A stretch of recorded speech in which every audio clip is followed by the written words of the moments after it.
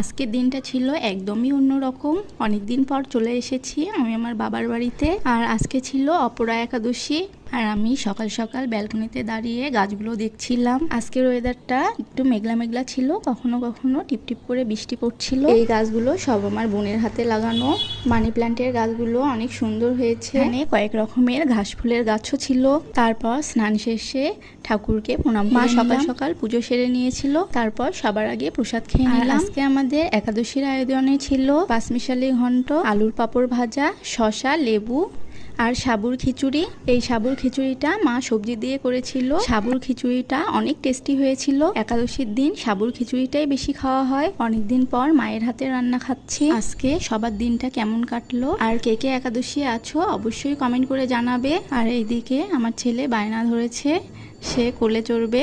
এই যে এখন তার দুষ্টুমি শুরু হয়ে গেছে। আর দাদু বাড়িতে এসে তো সে অনেক আনন্দেই আছে।